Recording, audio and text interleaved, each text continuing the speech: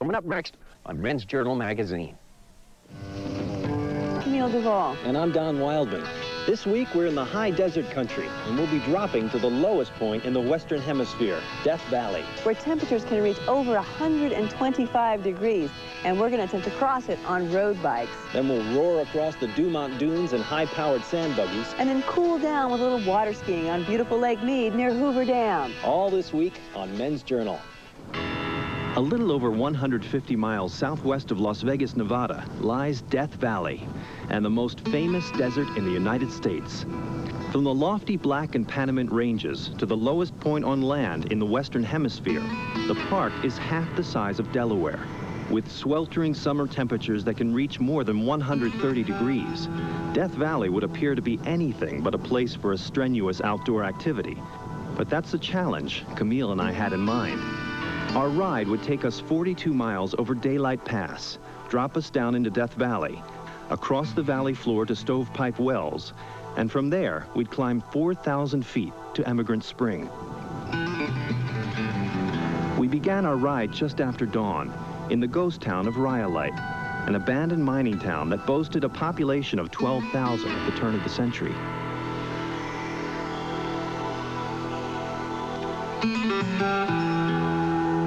It's about 6 a.m. here, and the desert's pretty good at cooling down overnight, but it heats up in a hurry once the sun comes up. It's real important that we get off our bikes before about 10, 11 o'clock. Get it going as soon as we can. All right.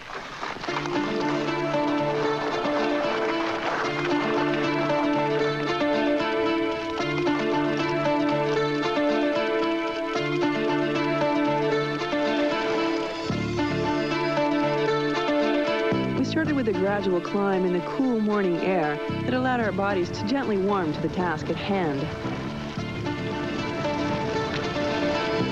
Cycling's one of those real big peak and valley sports. You hit a really good streak for a while, and then you plateau. And then you sort of have to tinker with your training and what you're doing to find a little more potential and get better. So hopefully you're constantly improving, but that curve gets pretty shallow as you keep going. Yeah.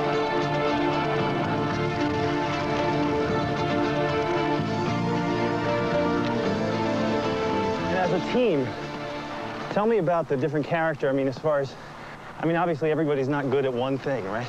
Yeah, everybody has a strength in cycling, and very few riders put it all together. Those are the great cyclists. A Greg LeMond or something like that. Exactly. Has a good climber, a sound sprinter, an excellent time trialist, pretty much all the tools. That's why he is what he is. Yeah.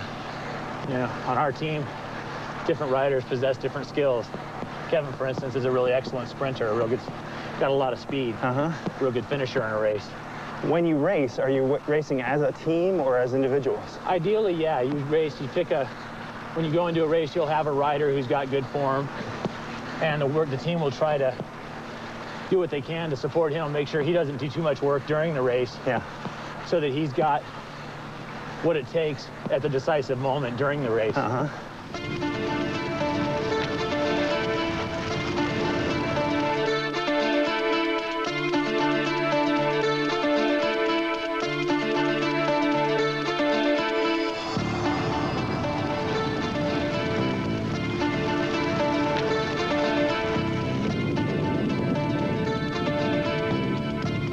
Over Daylight Pass, the road drops dramatically, winding around a seemingly endless series of hairpin turns.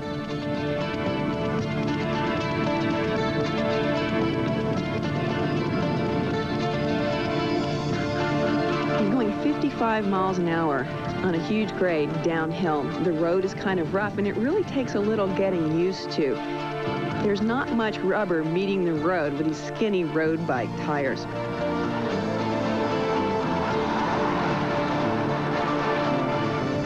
Eventually, the canyon opens, revealing the vast landscape of the valley below and the miles still ahead of us.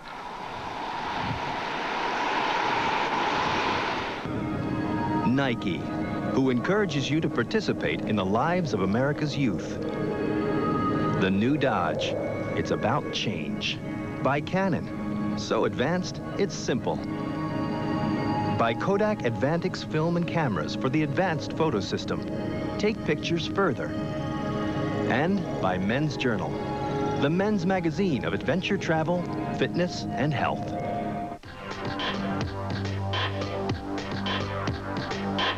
Entering Death Valley, we were hit by what felt like a wall of heat. The temperature leapt by at least 15 degrees in a matter of seconds. It was like landing in a frying pan, and the only way out of it was to cross it.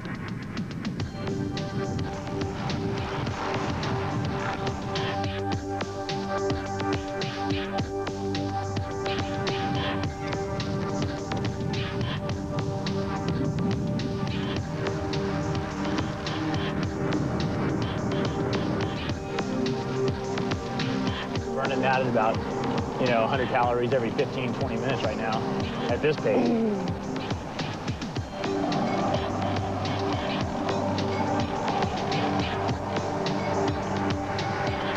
Dropping into the real heat of the valley floor, the moisture is just sucked out of you. The team has to pull together. It's important to monitor each other all the way.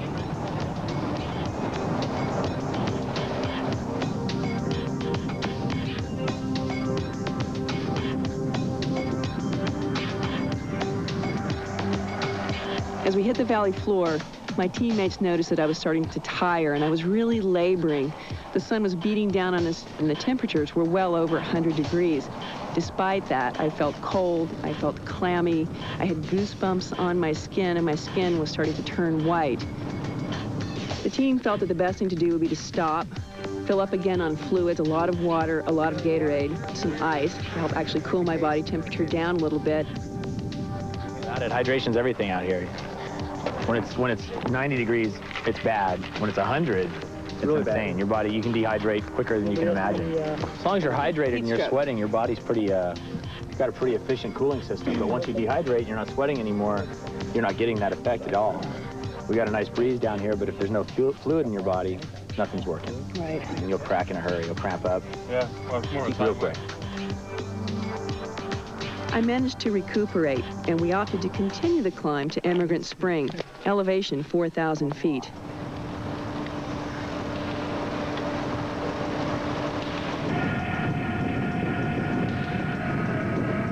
I've never felt heat like the heat in Death Valley. The air is bone dry and still, and the sun beats down like a heat lamp. It's intense, and it becomes the focus of everything you do.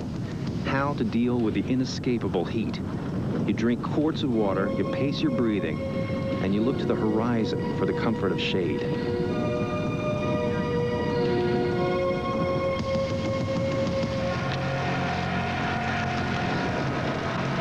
Having a team right around you was really comforting. They helped you when they knew you were laboring. They gave you advice on gearing, downhill techniques, and when it really got hot, they were just there for moral support.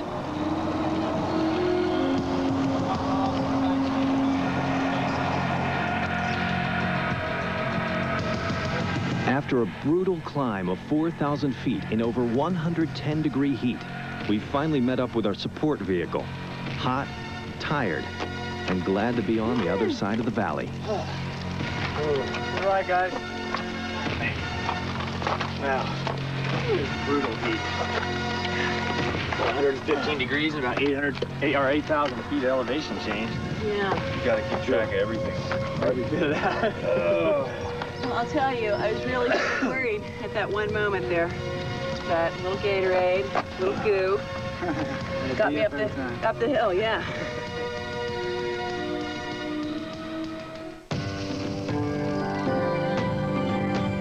When Men's Journal returns, we head to the sand dunes in buggies for a wild ride.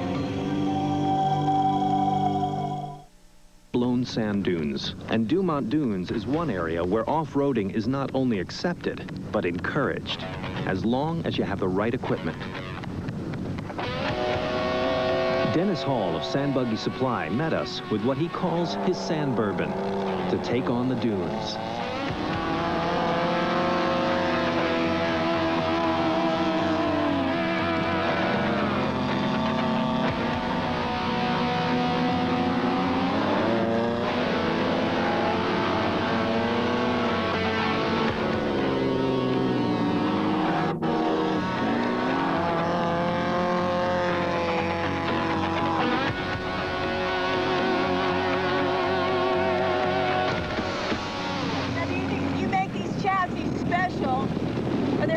of dimensions that you have. I mean, we're going down a really sharp slope leading to the side. This thing doesn't feel like it's going anywhere. It's very stable. Very stable. This is our wide-body 6-seater version buggy, where we built this one especially extra wide so that it would have a real wide stance, right? And you can have a lot of fun in it.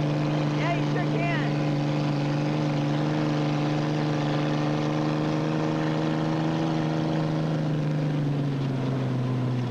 So for a little whoop-de-doo right there. Woo! Yeah. All right.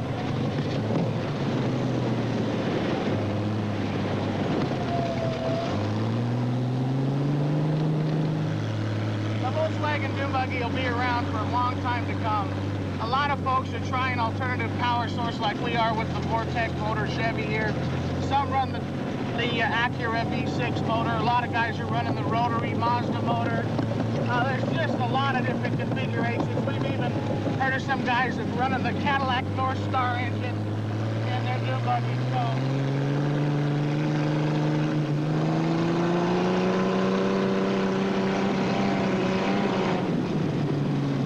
There's one way to get to the top.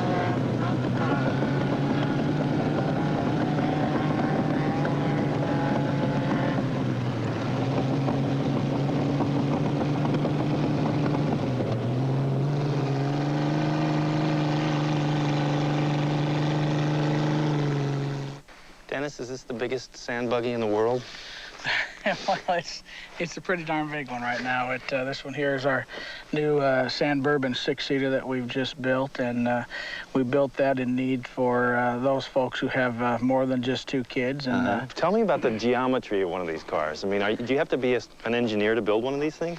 well, it helps to have any type of knowledge that you can on this type of thing. Common sense really plays a major part in this with the design factor. Obviously, you want to have safety be your #1 feature. But you also want to make sure you have good aesthetics and looks. Got a lot of stainless and a lot of chrome, a lot of polished aluminum here. You're proud of this thing, aren't you? Aye, darn right. Tell me about this engine. That's this '94 Chevy Vortec 4.3 motor. That sounds powerful. Yeah, it come right out of a '94 S10 Blazer. Actually a bone stock engine. All we've done to it is polished and done the cosmetic things to it to make it look real pretty. We made the headers ourselves, so we figure it puts out roughly 210 horsepower. Factory spec is 200 horsepower. It's all about horsepower in these cars. Yeah, horsepower and weight is very crucial. Talk to me about these tires. Well, these are paddle track tires, and these are tires that have a very aggressive paddle on it. These have been shaved down to give me a little less traction than what I really need. By cutting part of this paddle down, I get a little more flotation on the sand. It'll ride a little bit more in this area here. It just gives you the ultimate traction that you can, and you can play with the cutting depending on what your buggy how it needs to perform out in the sand. Yeah, but a beginner can jump into one of these things and have a pretty good time at it. You bet, they sure could, if given the facts that they are careful, and you don't want to go out there and go full-blown the first few minutes, the first few hours, whatever, however long you feel you need, to where you feel comfortable. Dennis, I'd be careful if you let me use one of these. I know you would. I'll let you. You can take it for a ride anytime you'd like. Okay.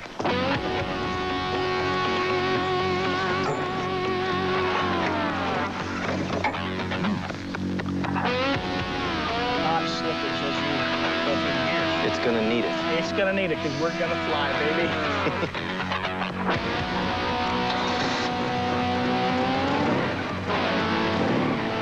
Start the valve. Probably turn, there you go.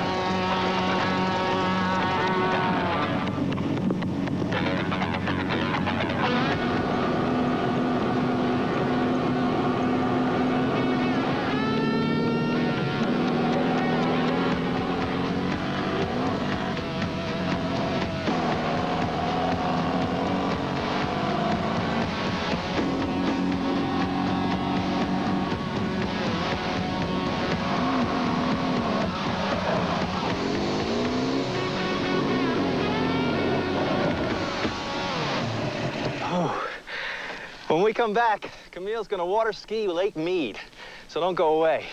And at the height of her career, Sports Illustrated magazine named her the greatest water skier in history.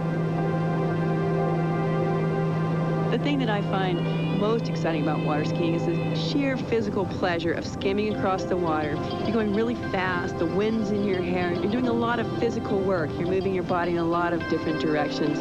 Just a great all-around sport.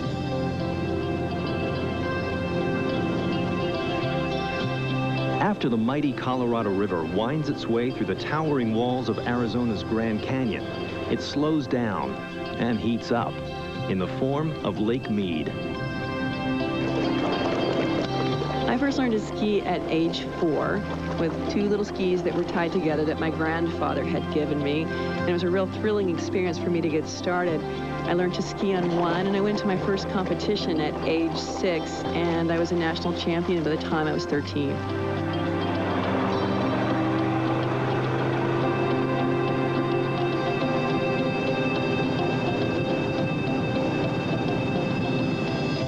Start your first turn, you're outside the wake of the boat, and you're going about the same speed as the boat, 34 miles an hour. Put the ski on its edge, and you actually lock into a tug-of-war position. And what this does, you're pulling with your arms, pushing with your legs, and it allows the ski to accelerate from 30 miles an hour up to 70 miles an hour as you go through the wakes. When you drop off the second wake, you need to start deaccelerating so you can turn the ski. You actually deaccelerate down to about 20 miles an hour by rocking your weight forward onto the tip of the ski and dropping the ski into the water.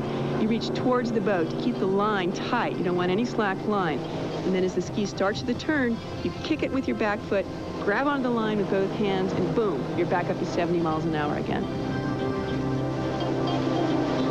One of the great things about water skiing recreationally is that it's a really social sport.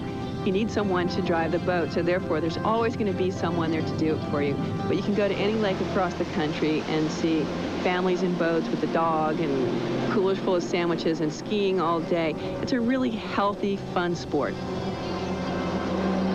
There's nothing like going out and competing for your country, and when you win the gold medal for your team, there's nothing like standing on that podium, the flag snapping over your head, hearing the national anthem played in your ears in a totally foreign country, and bending down and having the head of the World Water Ski Union place the gold medal around your neck. I mean, those are just moments that you'll never forget.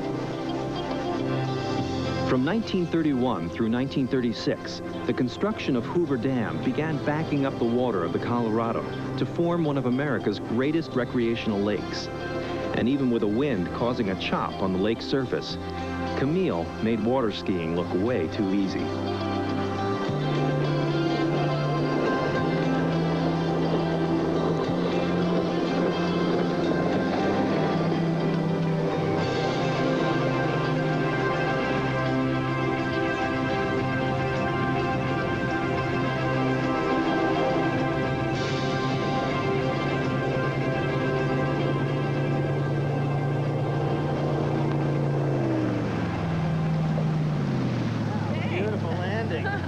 On aboard. Thanks.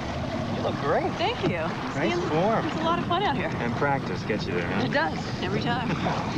We had a lot of fun this week. Join us next time on Men's Journal. To subscribe to Men's Journal,